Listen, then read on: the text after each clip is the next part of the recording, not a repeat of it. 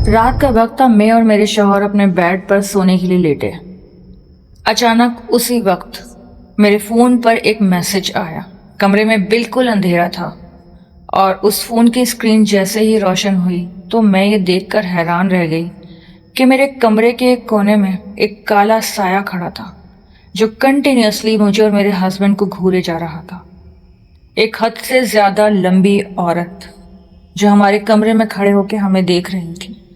ना वो हरकत कर रही थी और ना ही वो कोई आवाज़ कर रही थी, बस बिल्कुल खामोश खड़ी हमें देख रही थी। और ये सब कुछ देखकर मुझे लगा जैसे मेरा खून ही जम गया। स्टोरी शुरू करने से पहले आपको बता दूं, मैं हूं हीर और मैं आपके लिए लेकर आती हूं हॉरर स्टोरीज। और आज की स्टोरी हमारे साथ शेयर की है निगत ने कराची से। अगर आप लोगों की भी ऐसी कोई भी हॉरर स्टोरी है तो उसे आप भी हमारे साथ शेयर कर सकते हैं, जिसे हम अपने चैनल पर भी शेयर करेंगे। यहाँ तक आ गए हैं तो जल्दी से वीडियो को लाइक कर दें और चैनल को सब्सक्राइब कर दें। आज की स्टोरी निगत की है, जो मैं निगत की ज़बानी ही आपको सुनाने जा रही हूँ। मेरा नाम निगत है। मैं और मेरे शौहर दोनों एक छोटे से अपार्टमेंट में रहा करते थे। हम दोनों की लव मैरिज थी। दो खानदानों की रजामंदी, खुशियों से भरा हुआ निकाह और वो वादे जो हमने एक दूसरे से किए थे कि कुछ भी हो जाए हम साथ रहेंगे। हमारी शादी को 2 साल गुजर चुके थे। पहले चंद महीने सब कुछ बिल्कुल वैसा ही था जैसे ख्वाबों में सोचा था। हंसी, बातें, छोटी छोटी शरारतें। लेकिन फिर वक्त ने जैसे आहिस्ता आहिस्ता हमारे दरमियान कोई नजर ना आने वाली दीवार खड़ी कर दी। ना कोई माली मसला था, ना ही कोई और प्रॉब्लम थी। मेरे शौहर की बहुत अच्छी जॉब थी और हम लोग फाइनेंशियली बहुत ज़्यादा स्ट्रांग थे। हम काफ़ी खुशहाल थे और ना ही कोई ससुराल का दबाव था। वो सब लोग फैसलाबाद में रहते थे और हम कराची में नाज़माबाद के एक छोटे से अपार्टमेंट में एक अच्छी ज़िंदगी गुजार रहे थे। फिर भी हम एक दूसरे से बात ज़्यादा नहीं करते थे और एक दूसरे का वजूद भी बुरा लगने लगता था। जब मेरे हस्बैंड मुझसे कोई बात करते तो मुझे लगता जैसे वो मुझ पर एहसान जता रहे हैं, और जब मैं उनसे कोई बात करती छोटी छोटी बातों पर गुस्सा करने लग जाते और इतना गुस्सा करते कि मैं सहम जाती, मैं डर जाती। ऐसी लड़ाइयाँ होती हैं जिनका कोई मतलब ही नहीं होता। अक्सर रात को मैं लेटे लेटे सोचती कि आखिर हमारे बीच मसला क्या है। अचानक ऐसा क्या हो गया, बातों में बात नहीं होती और हमारा झगड़ा ऐसे होता है जैसे अभी एक दूसरे को मार डालेंगे। जब सब कुछ ठीक है तो दिल इतना बोझल क्यों है। हम इस अपार्टमेंट में तकरीबन 2 साल पहले शिफ्ट हुए थे। शुरू में सब नॉर्मल था, लेकिन वक्त के साथ साथ ये जगह मुझे कभी कभी थोड़ी अजनबी लगती थी, कभी वीरानी लगती थी। कभी कभी रात को बिला वजह घबराहट होती थी, दिल तेज तेज धड़कता था और अजीब सा बेनाम सा स्ट्रेस रहता था।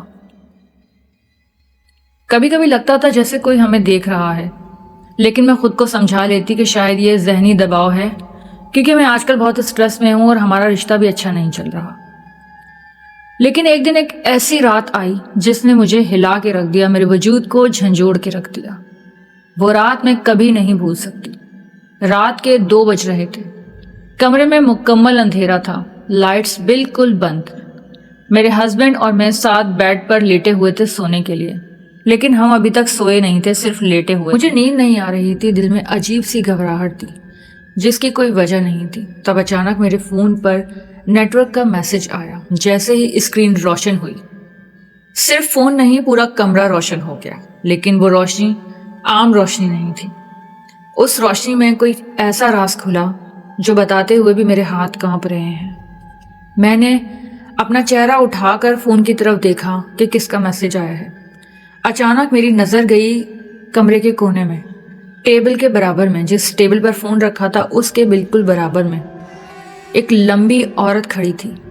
उसका कद गैर मामूली हद तक लंबा, जिस्म बिल्कुल सियाह, चेहरा नज़र नहीं आ रहा था क्योंकि उसने सर झुकाया हुआ था। वो बस हमें देख रही थी, ना हरकत कर रही थी ना ही आवाज़ कर रही, और मुझे लग रहा था जैसे मेरा पूरा जिस्म सुन पड़ गया है। मैं कुछ बोल भी नहीं पा रही थी। अचानक ही वो गायब हो गई।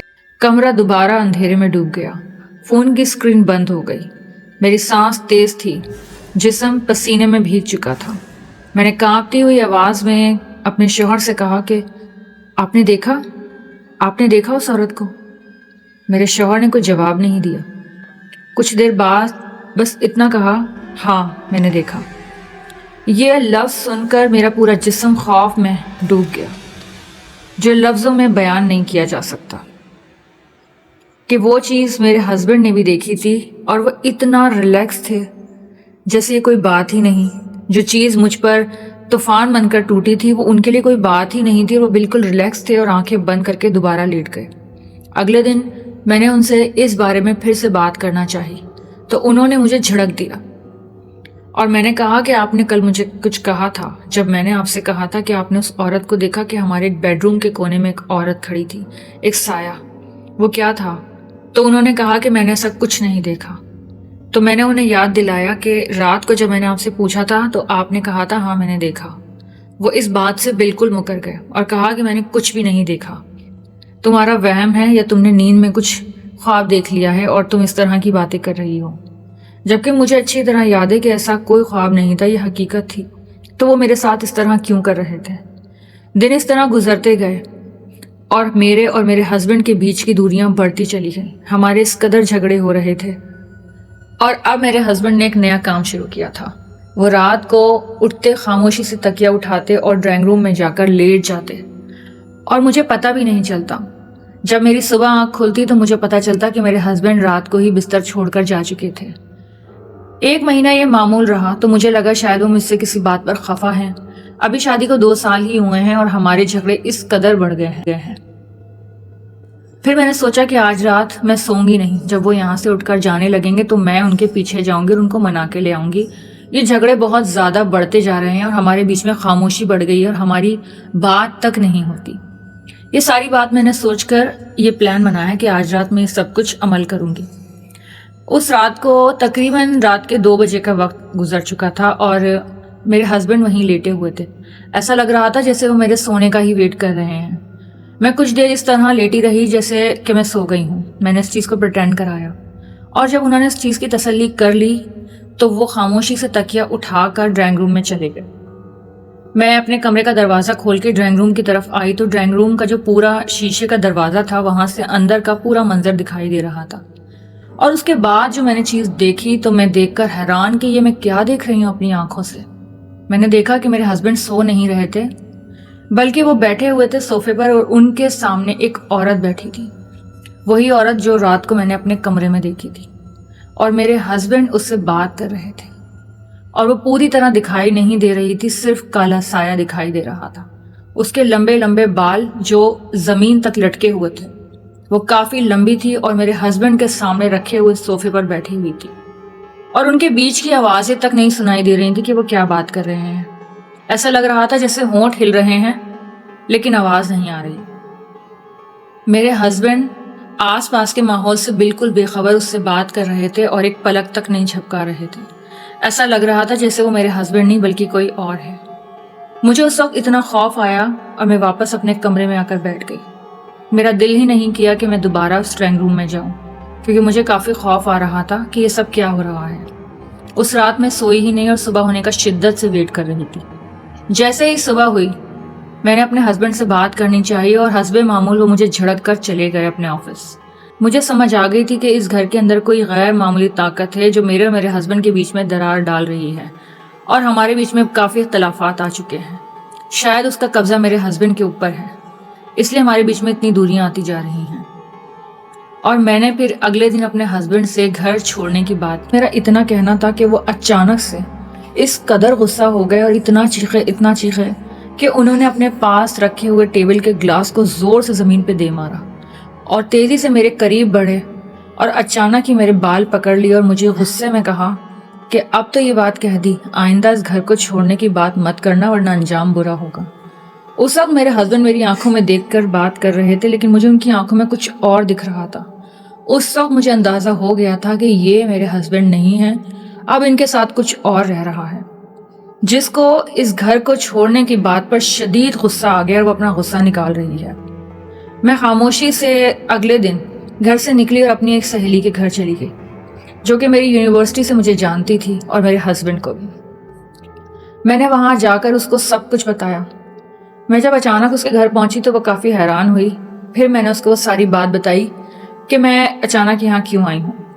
میری سہیلی نے جب یہ ساری بات سنی تو اس کے بعد ہم دونوں نے مل کر کافی سوچ کر یہ حل نکالا کہ ہمیں اس گھر سے تھوڑی دیر کے لیے طاہا کو باہر نکالنا ہوگا، باہر لا کر اس سے بات کرنی ہوگی، کیونکہ جو بھی اس گھر میں ہے وہ فوراً ہی اٹیک کرتا ہے طاہا پر، اور طاہا اس بندے پر اٹیک کرتا ہے جو اس کے سامنے کھڑا ہوتا ہے۔ اور یہ سوچ کر ہم نے طاہا کو فضا کے گھر پر بلایا جو کہ میری دوست تھی۔ جب فضا کے گھر پر طاہا آئے اور میں نے ان کو بٹھا کر ساری بات سمجھائی تو طاہا بالکل بھی اس بات کو نہیں سمجھ رہے تھے، طاہا اس بات کو مان بھی نہیں رہے تھے۔ میں نے ان کو بتایا کہ آپ رات کو ایک عورت سے بات کر رہے تھے اور سب کچھ بتایا جو کچھ میں نے دیکھا۔ طاہا اس بات کے اوپر یقین ہی نہیں کر رہے تھے، اور پھر اس کے بعد طاہا نے ایک عجیب حرکت کی۔ اس کے بعد وہ بالکل خاموش سر جھکا کے بیٹھ گئے، ہم جو بھی باتیں ان سے کر رہے تھے وہ کسی بھی بات کا رسپانس نہیں کر رہے تھے۔ انہوں نے ایک عجیب سا بیہیویئر ہمارے سامنے شو کرایا، بالکل خاموش، اور میں ان کا شولڈر ہلا کے کہہ رہی ہوں طاہا میں تم سے بات کر رہی ہوں تو میری بات کا جواب کیوں نہیں دے رہے؟ طاہا بالکل ایسے خاموش تھے جیسے کہ ان کے بولنے کی، سننے سمجھنے کی صلاحیت بالکل ختم ہو گئی، اور میں یہ دیکھ کر رونے لگی کہ میرے ہسبینڈ کے ساتھ کیا ہوا ہے۔ اب مجھے سمجھ آ گئی تھی کہ ہماری شادی کے اندر کیا ہوا ہے، ہماری شادی کے بیچ میں کیا چل رہا ہے۔ اب یہ ساری کہانی مجھے سمجھ آ گئی تھی کہ قصور میرا اور طاہا کا نہیں تھا کہ ہم ایک دوسرے کو سمجھ نہیں پا رہے یا محبت ختم ہو گئی ہے، یہ رشتہ کمزور ہو گیا۔ اصل میں قصور تھا اس اپارٹمنٹ میں موجود اس غیر معمولی طاقت کا جو کہ میرے ہسبینڈ پر پوری طرح قابض تھی۔ طاہا اور میں واپس اپنے گھر آ گئے اور طاہا بالکل خاموش۔ اب طاہا نے مجھ سے بات تک کرنی چھوڑ دی تھی۔ اگر میں کھانے کا بھی پوچھتی تو طاہا مجھے ہاں یا نہ میں جواب تک نہیں دیتے۔ اگر میں سامنے کھانا لا کر رکھ دیتی تو کھا لیتے، اور اگر میں کھانا رکھتی ہی نہیں تو وہ پوچھتے بھی نہیں تھے، نہ مجھے بولتے تھے۔ خاموشی سے کچن میں خود ہی کھانا جا کر نکال لیا کرتے تھے اور کھا لیا کرتے تھے۔ وہ مجھ سے بالکل بھی بات نہیں کرتے تھے، بالکل خاموشی۔ ایسا لگتا تھا کہ کوئی طاقت ہے جو انہیں مجھ سے دور کر رہی ہے۔ میں سب سے بہت تنگ آ چکی تھی کہ یہ سب کیا ہو رہا ہے۔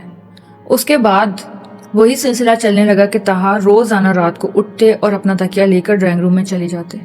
ایک دن میں نے چھپ کر ان کی ویڈیو بنائی، اور اس کے بعد میں نے اگلے دن طاہا کو ویڈیو دکھانے کا سوچا، اتنا خطرناک قدم نہیں اٹھا سکتی تھی، اس لیے میں نے سوچا کیوں نہ طاہا کو کہیں باہر لے کے جایا جائے اور وہاں اس سے بات کی جائے۔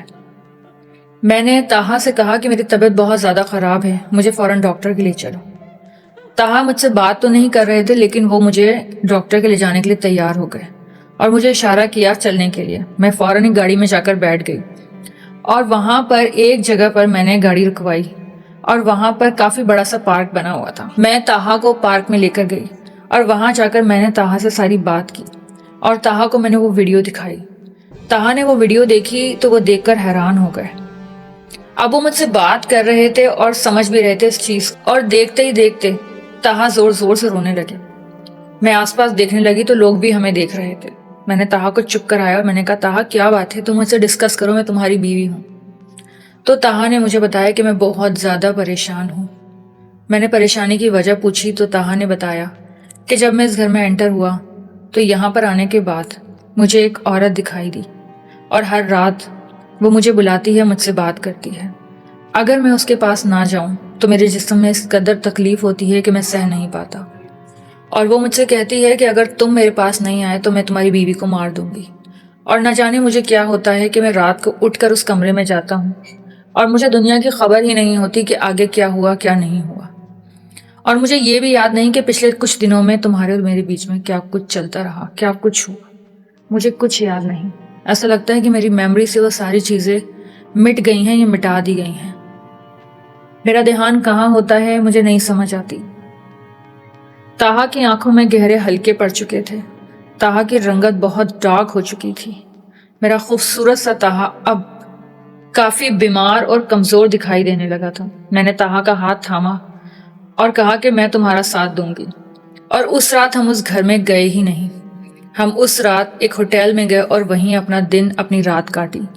2 دن ہم اس ہوٹل میں رہے اور ہم نے انتظام کیا کسی اور جگہ موو ہونے کا، اور ہم نے 2 دن کے اندر اندر ایک جگہ تلاش کر لی، بلکہ وہ میری سہیلی کا ہی ایک اپارٹمنٹ تھا جو اس نے رینٹ پر ہمیں دیا تھا، اور اس نے میرا بہت ساتھ دیا۔